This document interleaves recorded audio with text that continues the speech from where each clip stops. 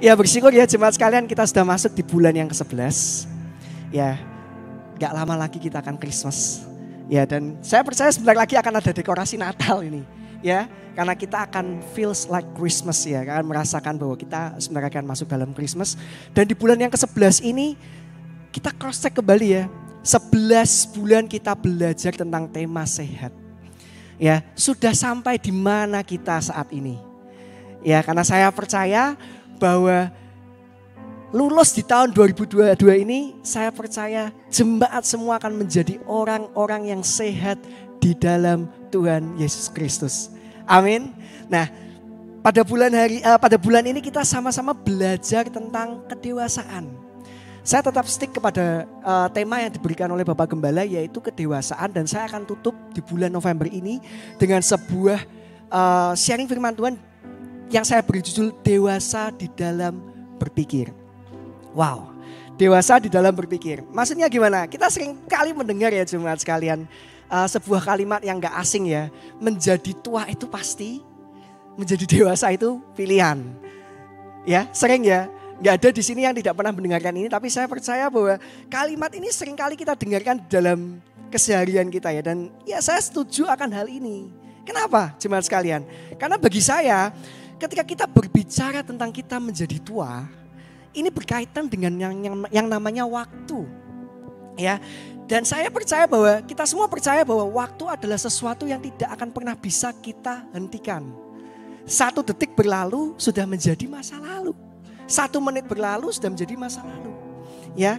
Nah, sedangkan ketika kita berbicara tentang kedewasaan, ini berkaitan dengan yang namanya keputusan. Wow.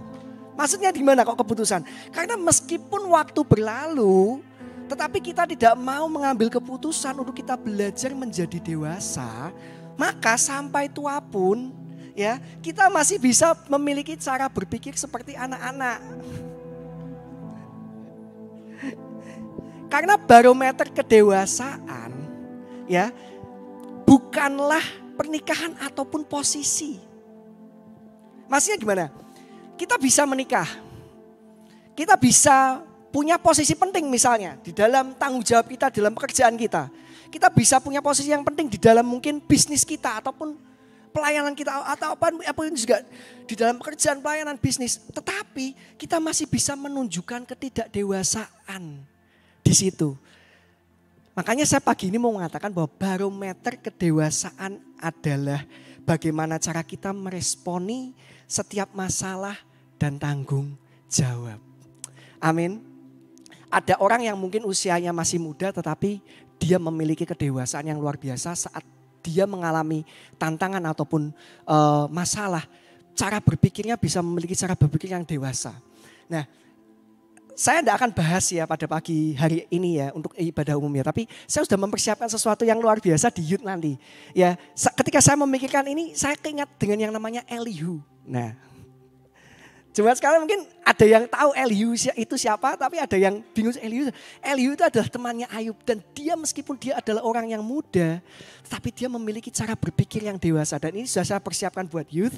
Jadi nanti buat anak-anak yang youth, datang ya, kita akan sama-sama belajar tentang ini. Nah, pagi hari ini saya ingin mengatakan di dalam tubuh kita, di dalam tubuh jasmani kita, sakit penyakit itu bisa datang oleh karena pikiran. Maksudnya gimana? Saya bukan orang medis, saya bukan orang psikolog, tapi saya percaya bahwa ketika kita menjadi stres, ketika kita terlalu banyak pikiran, hal ini tentunya akan memengaruhi kesehatan kita. Karena untuk menjadi sehat, jemaat sekalian, tidak hanya cukup dengan kita rajin berolahraga, kita makan yang teratur, kita tidur yang cukup. Tetapi juga ketika kita ingin menjadi sehat, adalah dengan cara kita memiliki kemampuan untuk mengatur cara berpikir atau pola pikir kita. Ya, jadi kalau kita tahun ini kita sama-sama ya ingin menuju yang namanya suatu visi yang sudah disampaikan oleh gereja ini yaitu sehat. Untuk kita bisa mencapai yang namanya kesehatan, kita harus bisa dewasa di dalam cara berpikir. Ya, oleh sebab itu kedewasaan dalam berpikir adalah salah satu bagian dari target sehat yang mau kita capai sama-sama di tahun ini. 1 Korintus 14 ayat yang ke-20 ya. Kita buka sama-sama 1 Korintus 14 ayat yang ke-20. Dikatakan demikian ya. Saudara-saudara, janganlah sama seperti anak-anak di dalam pemikiranmu. Jadilah anak-anak di dalam kejahatan, tetapi orang dewasa di dalam pemikiranmu. Nah, saya percaya dimaksud menjadi orang yang dewasa di dalam pemikiran adalah ketika dia bisa memahami segala sesuatunya based on firman Kristus. Dasarnya adalah firman Kristus. Ketika dia bisa memahami ada pewahyuan yang mau Tuhan sampaikan di dalam segala sesuatu yang kita hadapi. Dalam setiap tantangan yang kita hadapi, pergumulan, permasalahan, ya kan, di dalam struggle yang kita hadapi. Saya percaya bahwa orang yang dewasa di dalam berpikir, dia akan berpikir melalui ini, ada kedewasaan di situ. Nah, pagi hari ini saya menyampaikan poin yang pertama. Dewasa di dalam berpikir. Orang yang dewasa di dalam berpikir, dia akan membangun kehidupannya atas dasar firman Tuhan atau firman Kristus. Matius 7 ayat ke-24 sampai dengan ke-27. Dikatakan demikian. Matius 7 ayat ke-24 sampai dengan ke-27. Setiap orang yang mendengar perkataanku ini dan melakukannya, ia sama dengan orang yang bijaksana yang mendirikan rumahnya di atas batu. Kemudian turunlah hujan dan datanglah banjir.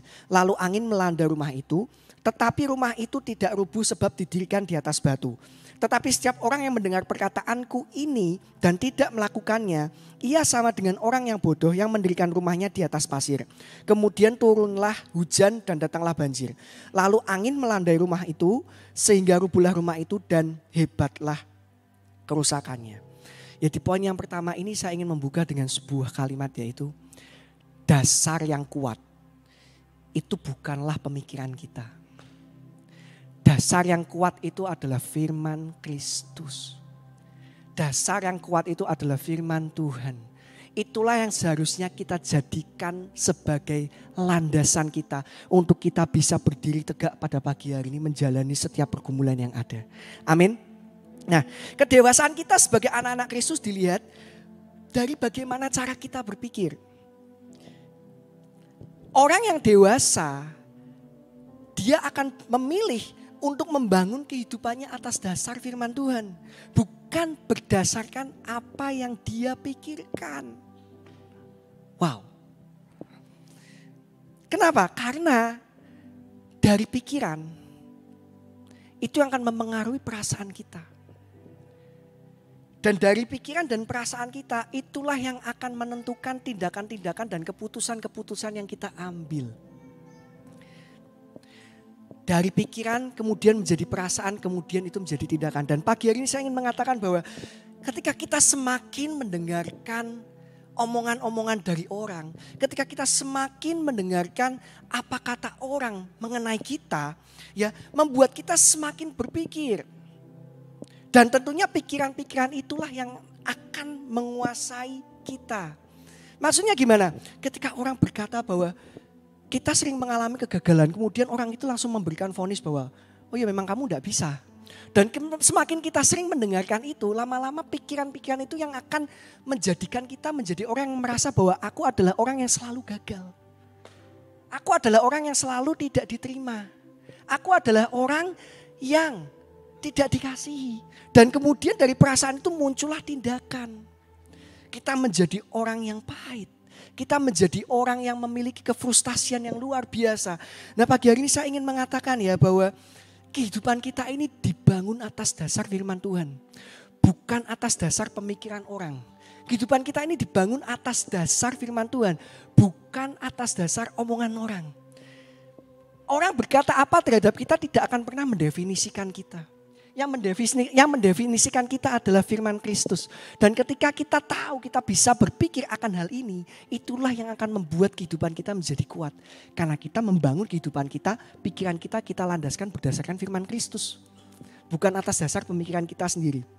Nah, saya ingin bahas lebih dalam lagi ya. Seringkali tanpa kita sadari, di dalam kehidupan kita, keputusan-keputusan yang kita ambil adalah karena kita dikuasai oleh pikiran-pikiran kita sendiri. Kenyataannya kita mungkin memang dikecewakan. Tapi percaya, Tuhan berbicara apa? Sekalipun kita dikecewakan, Tuhan tidak pernah mengecewakan kita. Kenyataannya mungkin ya, saat ini kita sedang tersakiti. Tetapi Tuhan berbicara apa? Firman Kristus berbicara bahwa Tuhan tidak akan pernah meninggalkan kita di dalam setiap pergumulan permasalahan kita. Nah, kita mau bangun keputusan kita ini berdasarkan apa yang kita pikirkan dan kita rasakan, atau berdasarkan pada firman Kristus yang disampaikan kepada kita. Ingin mundur dari pelayanan. Karena apa? Karena saya berpikir orang-orang ini gak baik. Ingin mundur dari pelayanan misalnya, karena saya berpikir bahwa saya tidak diperhatikan misalnya. Padahal di sini kita tahu bahwa Tuhan Yesus itu selalu melihat apapun yang kita lakukan di dalam setiap pelayanan kita. Terlebih ketika kita melakukannya dengan kesungguhan hati. Ketika kita melakukannya dengan keseriusan kita. Tuhan Yesus adalah Allah yang tidak pernah berhutang. Meskipun orang tidak melihat kita, tetapi Dia, Yesus Kristus, melihat dan Dia tahu. Dia akan menggenapi setiap janji-janjinya kita, Tuhan Yesus dalam setiap kehidupan kita menurut kekayaan dan kemuliaannya. Amin. Dan saya ingin mengatakan bahwa keputusan yang kita ambil oleh karena kita dikuasai oleh pikiran seringkali mendatangkan yang namanya keputusasaan. Tetapi keputusan yang kita ambil oleh karena firman Kristus, saya percaya akan mendatangkan kepuasan dan kelegaan.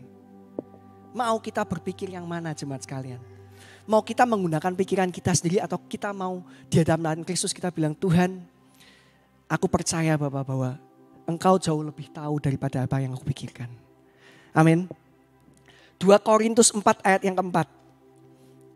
Saya akan baca dari versi mudah dibaca.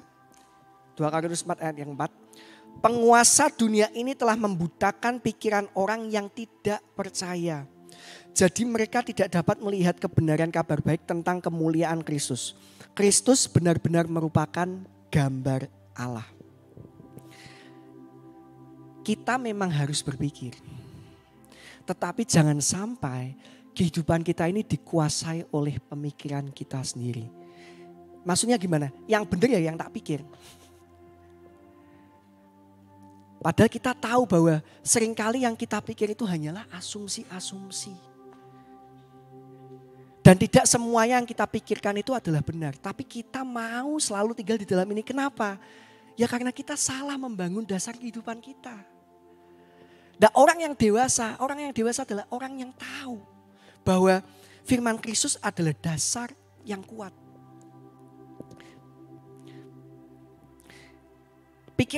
Pikiran itu bisa membutakan kita jemaat sekalian saat kita mengizinkan pemikiran itu untuk menguasai kehidupan kita.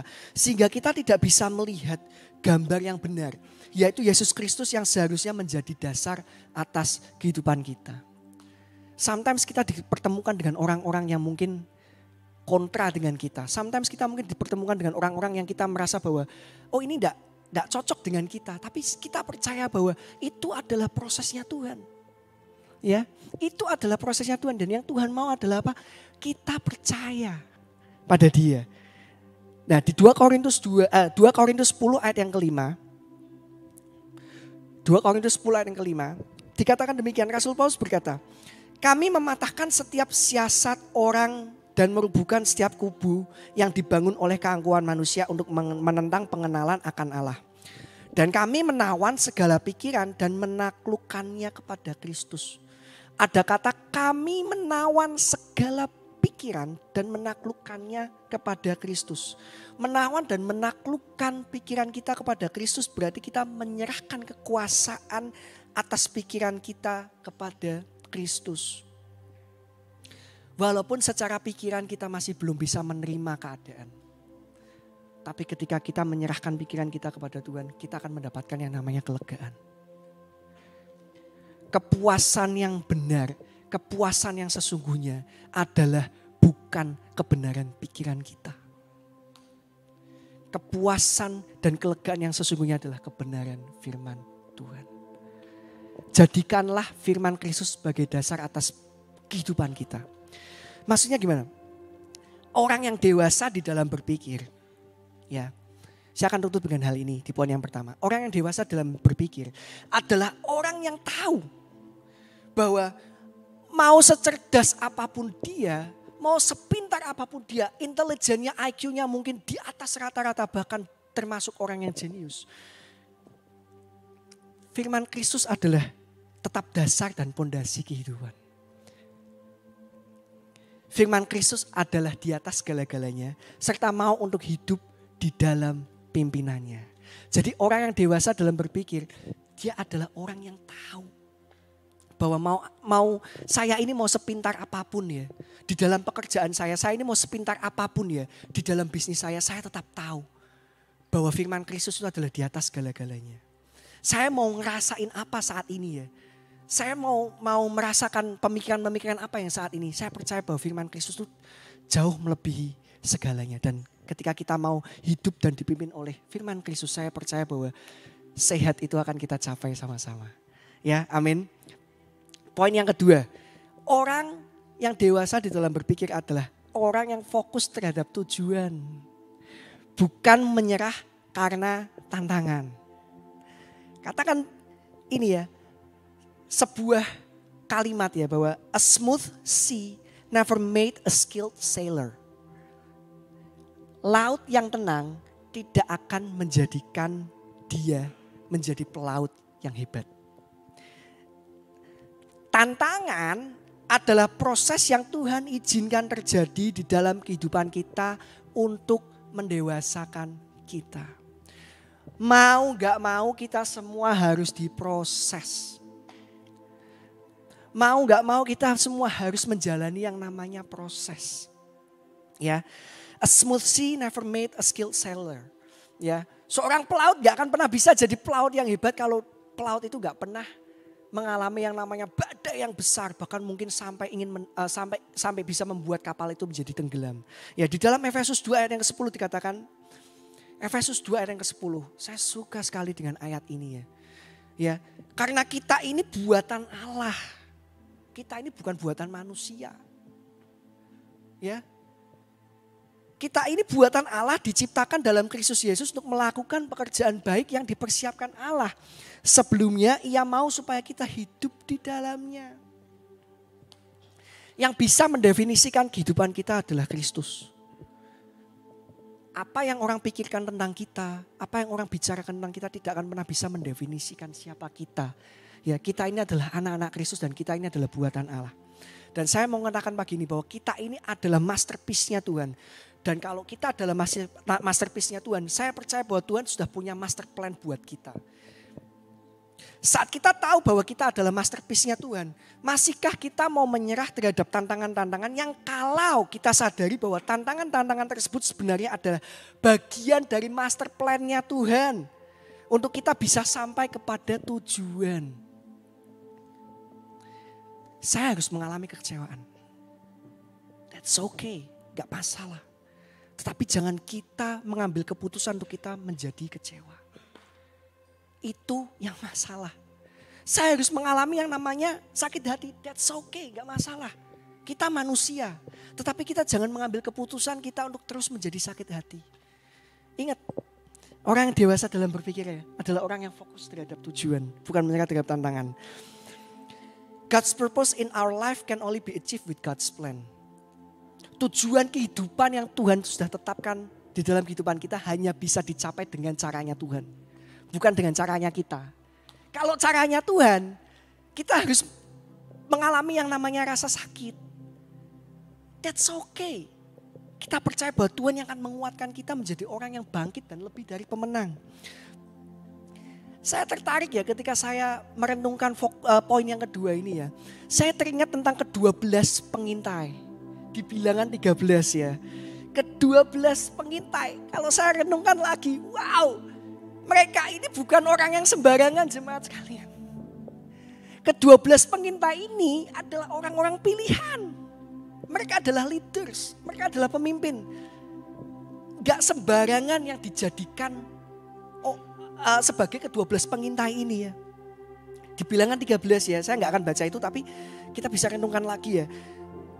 Dan mereka ini adalah orang-orang yang berada di tempat yang sama selama 40 hari.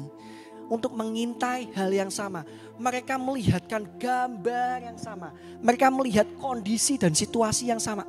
12 pengintai ya. Dan kita tahu di situ bahwa 10 orang merasa tidak mampu untuk menduduki tanah perjanjian. Dikarenakan kenyataannya adalah musuh-musuh mereka adalah musuh yang besar dan lebih tangguh dari mereka. That's the reality. Itu kenyataannya. Wih, gede-gede, giant semua. Mereka adalah orang-orang yang kecil, ya. Dan mereka berpikir bahwa dengan keadaan mereka yang kecil, mereka tidak akan sanggup untuk menduduki dan melawan mereka.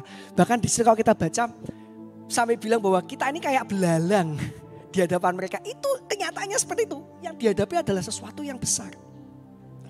Namun respon dua orang yang kita tahu adalah Yosua dan Kaleb itu berbeda. Kenapa? Karena mereka berfokus kepada tujuan, yaitu kemenangan yang Tuhan sudah janjikan.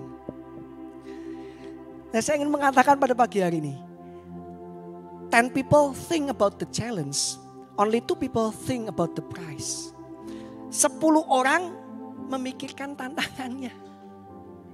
Hanya 2 orang yang memikirkan hadiah yang Tuhan sudah sediakan di situ. Maksudnya gimana? Saya percaya kita semua punya janji Tuhan. Tuhan berbicara kepada kita, Tuhan berjanji kepada kita. Dan saya percaya bahwa janji Tuhan itu adalah ya dan amin. That's the price. Tapi untuk kita bisa sampai kepada janji Tuhan itu, ada challenge yang harus kita lalui. Ada tantangan yang harus kita hadapi. Bilangan 14 ayat yang ke-6 sampai dengan yang ke-9. Tadi di bilangan 13 ya, mereka di bilangan 13 itu ribut istilahnya. Wah, chaos semua. Waduh, hasil dari intayannya dilaporkan semua dan akhirnya di bilangan 14 itu ya kalau kita baca terjadilah chaos ya, kayak ribut gitu ya. Dikatakan demikian, bilangan 14 ayat ke-6 sampai dengan yang ke-9. Tetapi Yosua bin Nun dan Kaleb bin Yefune yang termasuk orang-orang yang telah mengintai negeri itu mengoyakkan pakaiannya dan berkata kepada segenap umat Israel, negeri yang kami lalui untuk diintai itu adalah luar biasa baiknya. Jika Tuhan berkenan kepada kita, maka Ia akan membawa kita masuk ke negeri itu dan akan memberikannya kepada kita, suatu negeri yang berlimpah-limpah susu dan madunya. Hanya janganlah memberontak kepada Tuhan dan janganlah takut kepada bangsa negeri itu, sebab mereka akan kita telan habis. Yang melindungi mereka sudah meninggalkan mereka, sedang Tuhan menyertai kita, janganlah takut kepada mereka. Maksudnya gimana? Mulai kita fokus terhadap tujuan. Karena orang yang dewasa di dalam berpikir, dia akan fokus terhadap tujuan. Dia tidak melihat kiri kanan, dia tidak kemarin ya ada yang sampaikan tidak mendewakan perasaannya. Tetapi dia fokus terhadap tujuan. Tuhan mau bicara apa nih? Tuhan mau kasih apa dalam setiap kehidupan kita? Saya ingin mengatakan pagi hari ini, stop crying, start praying, and don't quit. Itu yang dilakukan di bilangan 14. Mereka semua chaos, mereka semua aduh kayak ya chaos banget itu. Saya bilang stop crying, berhentilah kita menangis. Mulailah kita berdoa dan don't quit, jangan menyerah. Karena di depan sana Tuhan sudah menyediakan hadiah. Amin. Dan yang terakhir ya, orang yang dewasa di dalam pemikiran. Dia adalah orang yang tahu yang mana yang harus dipikirkan. Maksudnya gimana? Orang yang dewasa di dalam berpikir adalah orang yang tahu yang mana yang harus dipikirkan dan yang mana yang harus didoakan.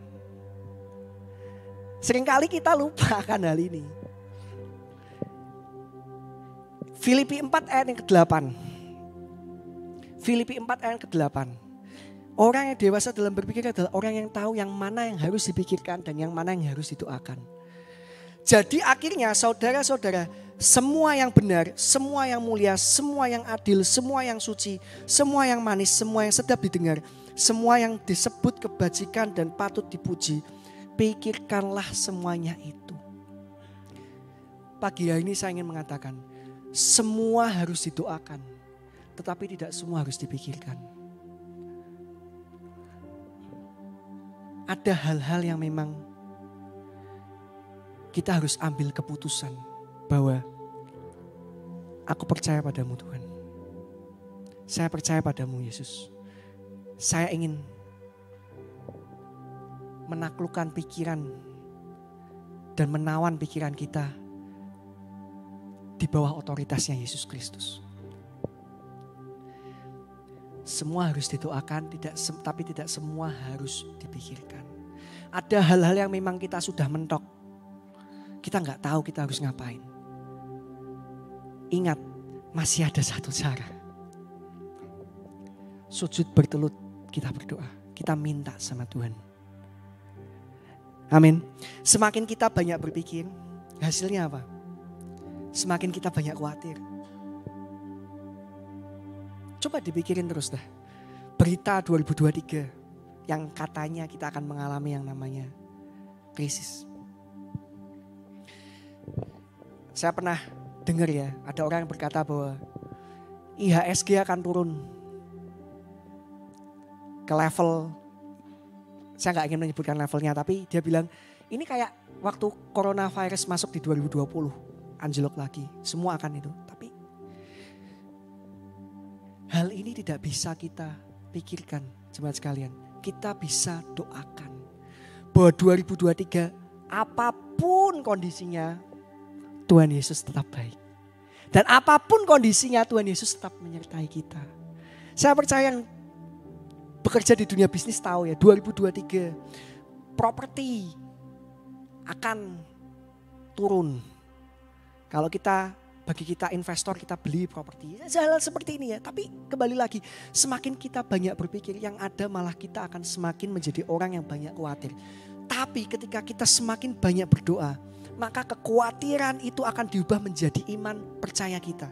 Bahwa Tuhan Yesus Kristus adalah Allah yang sanggup melakukan segala sesuatu jauh lebih daripada apa yang kita pikirkan dan apa yang kita doakan. Percayalah akan hal ini. Bahwa orang yang dewasa di dalam berpikir adalah orang yang tahu yang mana yang harus dipikirkan dan yang mana yang harus didoakan.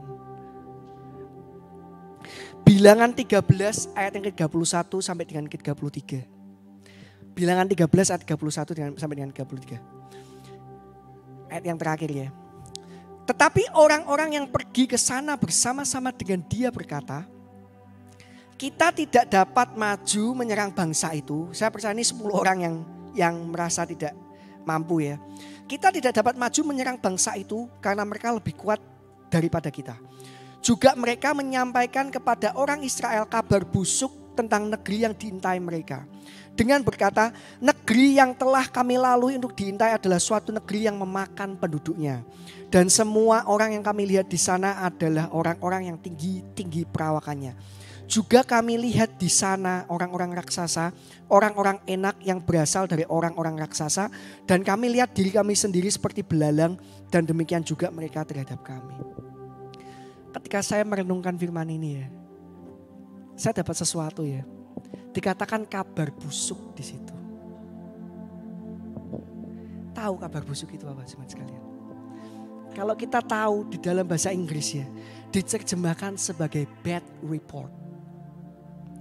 Kalau kita pahami sama-sama, bad report is not a false report. Kabar busuk bukanlah kabar bohong. Kabar busuk bukanlah kabar yang dibuat-buat. Maksudnya gimana? Ya that's the reality. Seperti itu kenyataannya. Dan pagi hari ini saya ingin encourage semua jemaat yang ada ya. Kita mungkin mendapatkan kabar buruk ya. Kita divonis mengidap satu penyakit misalnya. That's not a false report. That's a bad report. Tapi kita percaya bahwa Tuhan Yesus Kristus adalah Allah yang bisa menyembuhkan kita. Itu kebenarannya. Kalau kita pahami sama kabar busuk. Kita seringkali mendengarkan ya kabar-kabar busuk ya. Kabar-kabar buruk misalnya. Aduh kok ini rugi lagi ya. Itu kabar buruk. Bukan kabar bohong, bukan berita yang tidak benar. Itu berita benar. Tapi kita percaya di sini bahwa walaupun keadaannya susah ataupun sulit, tetapi ketika kita adalah orang-orang yang dewasa, kita tahu yang mana yang harus kita pikirkan dan yang mana yang harus kita doakan. Kita tahu bahwa kita harus menjadi orang yang fokus terhadap tujuan, bukan menyerah terhadap tantangan. Dan kita tahu bahwa kehidupan kita ini harus dibangun atas dasar firman Kristus. Kabar busuk yang disampaikan ini ya, saya ingin mengatakan seperti ini.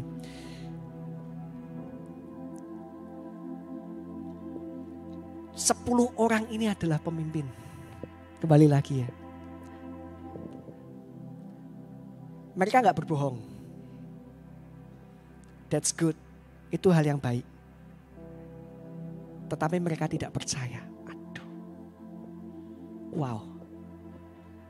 Ke-10 orang ini mereka tidak berbohong. Mereka mengatakan keadaan yang di sana. That's good. Mereka gak berbohong. Tapi mereka gak percaya. Aduh. Eman sekali jemaat sekalian. Dan kita tahu sama-sama di sini, ini adalah pemimpin. Ini adalah leaders. Leadersnya seperti ini, terjadinya apa? Bilangan 14, chaos semua. Wow. Oleh sebab itu ya kita sama-sama di sini. Loh, saya kan bukan leaders. Saya kan cuma jemaat. Nah, no. You are a leader to yourself. Kamu adalah leader untuk dirimu sendiri. Yang bisa mengarahkan kamu mau kemana, yaitu diri kita sendiri. Kita pemimpin atas diri kita sendiri. Kabar busuk is not a false report. Bad report is not a false report. Mereka tidak berbohong, that's good. Tapi mereka tidak percaya. Wow, eman sekali. Dan saya pagi hari ini ingin mengatakan kepada jemaat semua. Saat kita mendapatkan bad report, saat kita mendapatkan kabar buruk dalam kehidupan kita, orang yang dewasa dalam berpikir, mereka tetap percaya. They still trust and they always trust.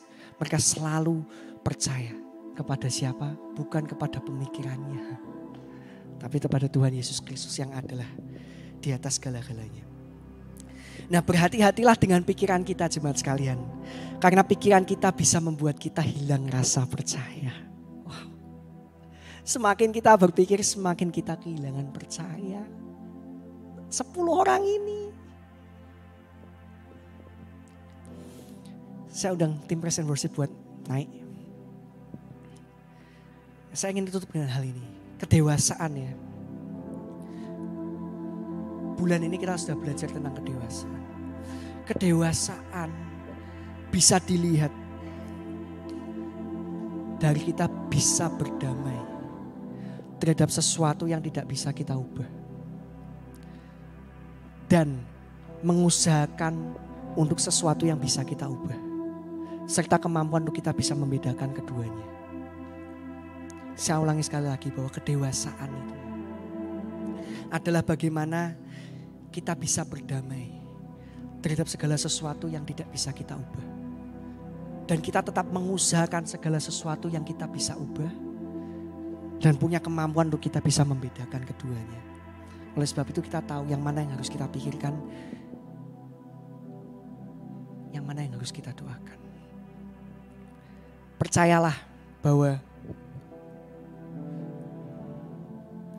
tantangannya adalah dalam setiap kehidupan kita. That's the process. Itu adalah prosesnya dari Tuhan. Mau seberapa sakit yang kita rasakan, kita harus bangkit. Mau seberapa pedih yang kita rasakan, kita harus bersyukur. Karena kita tahu bahwa disitulah kita diproses menjadi dewasa. Amin.